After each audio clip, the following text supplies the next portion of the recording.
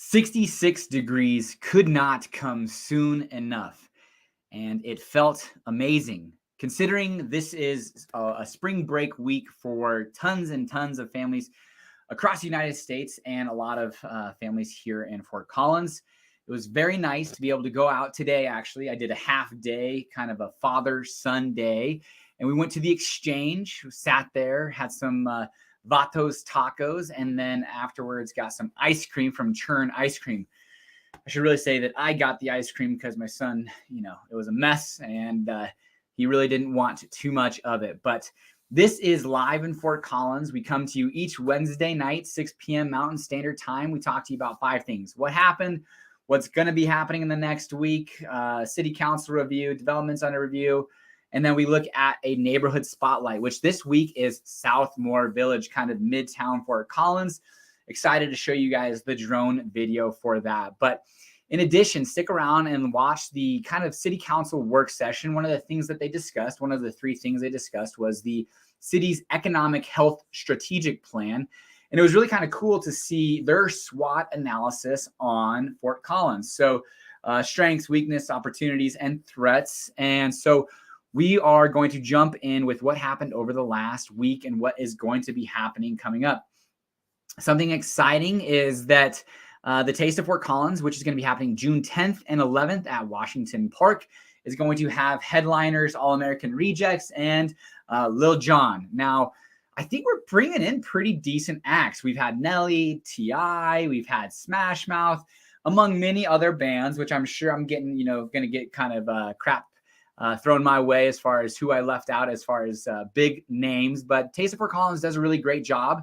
It's an opportunity for you to go in and have some good food, festival activities, music, and those are the 2 headliners this year.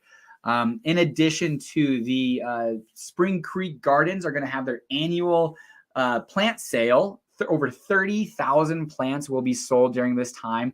If you're a member, you are going to be able to get in or set reservations on May 21st and 20th and 21st.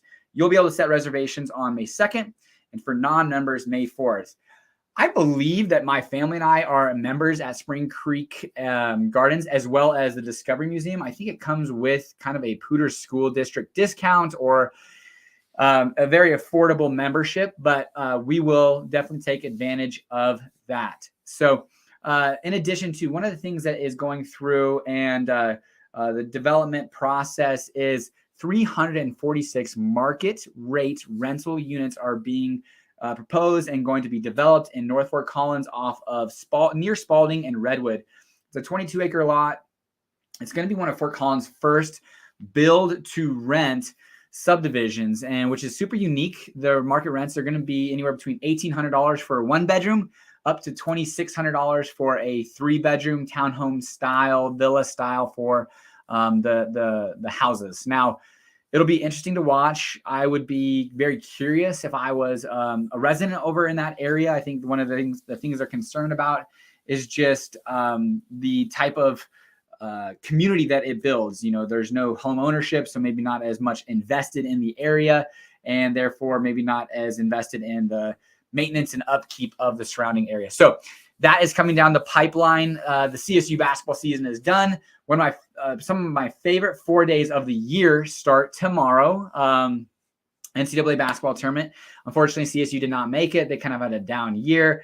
Love Coach Nico Medved. I think he's doing a great job with the program. Excited to see what he does in the future. And it'll be curious if Isaiah Stevens comes back for a 5th year as far as his COVID year. So definitely something to watch. Let's see here. What else is happening? It's spring break. The Colorado put out a decent little video of like 5 things that you can do with your kids during this spring break. Today was an amazing day to go hiking to the parks. We went to Twin Silos Park, which is a fun park, except it's kind of a bummer. The slide's down, and it seems like it might have been down for a while. And they said, hey, due to supply chain issues, we don't know when we're going to get the part to fix this. But otherwise, you can go to a pool. It's not warm enough to swim outdoors, although I did drive past the Poudre River, and the Poudre Play Park had some kids swimming in the water with shirts off. Now, hey, I like to think I'm tough, but when I see cold water, and I've talked about cold plunges, all that kind of stuff, it's not for me. So those kids are pretty tough. But the indoor pool at Mulberry is an option for you. Discovery Museum, library, those are things that you can do with your kids during this spring break. And again, we're finally seeing some decent weather. It's going to be kind of between 40s and 50s, but we should start slowly turning into that kind of consistent 50s and 60s as we reach into April, and then May, start to see some 70s and some really good weather coming up for us. Now, we are not out of the woods yet for snow. So if you are in Fort Collins, you know that our snowiest month is March. I just put out a video that talks about it, as well as April is our second snowiest month of the year. Great snows for farmers, so it's not a bad thing. All right, the city council meeting, what it went over was 3 different things: the communication strategies, economic health strategy plan, and potential uses for the Hughes Stadium. If you're around Fort Collins, you know that Hughes Stadium closed in 2016. In 2021, we voted to keep that open lands for the city to buy it from the state, because Colorado State University, owned by the state, that we voted to buy it from the state and keep it as open land. And that's kind of a broad term. There could be lots of different uses for that open land, whether it's wildlife, recreation, different uses. And the idea for the city council is to have 2 to 3 options by the end of the year of what we want to do. But really, it's not going to take place until 2025 to 2026 is what they're hoping to get the money into the budget for, to do whatever we're planning on doing. So Hughes is going to remain kind of as it is, just this kind of natural area. There's Frisbee golf. You can park, walk around the area for, the next few years at least. But there are things that they're talking about, like a BMX park. There's a couple council members that are not super excited about that, amongst other things, walking trails, wildlife protection. But they are going to try to get community feedback. So be paying attention and get involved and engage on what you would like to see here. It's 160 acres on the west side of town. And council member Peel said this is a transformational project in Fort Collins. And I do agree, 160 acres in Fort Collins is a massive amount of land in one area that's going to be owned by and directed by the city. So definitely something that you want to pay attention to and be involved with, just by giving some input and what you want to be, kind of see. Last week, when it was a 6-hour marathon city council session, there was public comment about Hughes. A lot of them were about Hughes land, and there was tons of mountain bikers that were just pleading for a BMX place for them to go and ride. I guess Boulder has one. It's not kind of a part of in the foothills, but it's outside and it's super successful. So they kept mentioning that Boulder Park.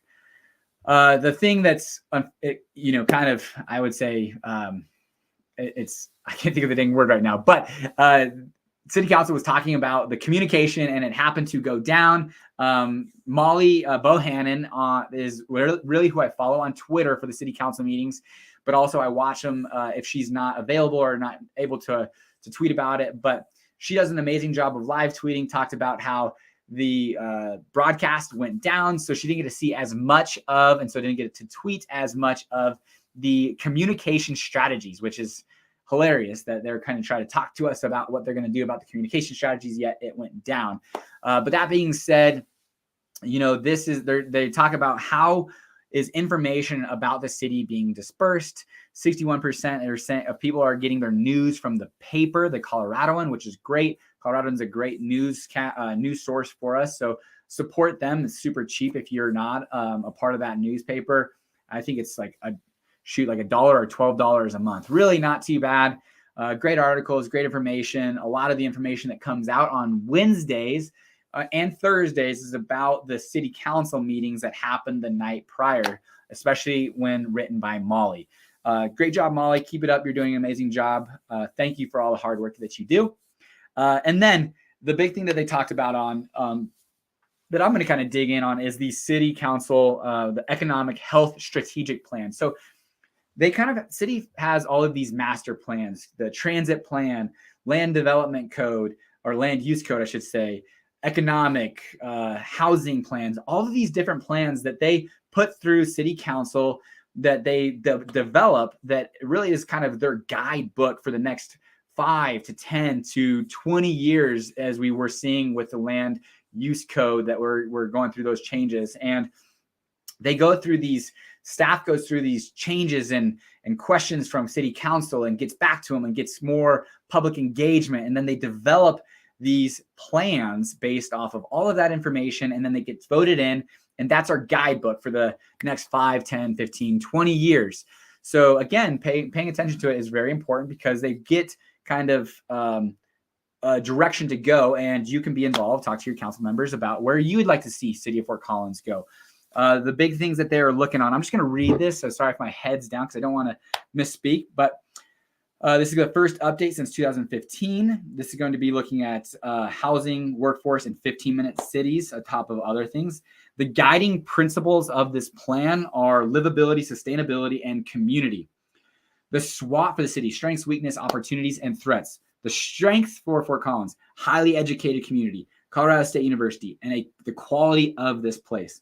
Our weaknesses: housing affordability and lack of diversity. Our opportunities: to define our brand. I thought that was really super interesting. Define our brand of Fort Collins. And I think that's super interesting, because we have this huge amount of influx as far as population growth, as also with the people who have been here since the 20s, 30s, 40s, 50s, 60s, 70s. And what is our brand? Are we a small town, small community? So I thought that was super interesting as far as our opportunities, that we have an opportunity to define that brand moving forward. Sector partnerships: retain talent. An old partner of mine, Samson, would always talk about how vital it is for us to retain and build our talent here in the city. And I think that's super important, that people are coming into Fort Collins. I want to talk about somebody who's super, super talented architect that may get a job here in the northern Colorado area. And how lucky are we that somebody with her skill set is going to take and be a part of our community. So talent is here, talent is coming, but how do we retain that talent? And then inclusivity. Threats: water, cost of living, and doing business. Those are all very, interesting threats. Yes, water, Colorado River. This year, we're not going to have any water issues based off of our snowpack, but that's 1 year, and we've had a drought since 2019, I think it's been. And we need to focus on water, especially with all of the growth here, and how we're going to provide that to everybody. My personal opinion is that the efficiencies of the uses of water for agriculture can continue to get better. And then also how we refine and reuse water. I read a really interesting book, Colorado Water Law for the non-lawyer. Never going to talk about water law, because it is way beyond me, but it was really super interesting about how they talked about how many uses an individual drop of water has. And it's like 27. You got upstream ranchers, and then you've got that comes back in fishermen, tubing, rafting, fishing, comes back through in the play park, used for irrigation, so many different things, and it all gets recycled and recirculated. I only have a minute left. So anyways, those are the SWOT. The 4 focuses for the plan are business retention, small business, innovation, talent, and workforce. A lot of the focus, it continued on keeping the talent. Developments under review: an Airbnb on Remington Street with this property, 1516 Remington, that absolutely needs a massive renovation. I actually walked it 4 years ago. And if it kind of got renovated into a B&B, would be super interesting. So curious about how that's going to go. And then a triplex and a duplex going through conceptual review. All right, I'm going to jump into this is Southmoor. It's in Midtown, Fort Collins. I went to Bolts Middle School. Now, I was junior high when I was going there, but Bolts Middle School is just to the north of this part of Southmoor, because Southmoor has 2 sections, Southmore Village and Southmore Village East, which is actually on the east side of LeMay. These homes could range anywhere between $500,000 and $900,000. They're bi-level, split-level, 2-story, and ranch-style homes, so really a pretty diverse selection of housing styles. Mid-1970s to early 1980s, 1,700 square feet to 3,000 square feet. The schools are going to be Shepherdson or O'Day, Bolts, and Fort Collins High School. Again, this is going to be between Horsetooth and Drake to the east and west of LeMay near the Foothills Mall. And it's about 10-minute drive to downtown Fort Collins. Right there is Bolt's kind of middle school, their recreation area, or their parks, their football fields. There's the middle school right there.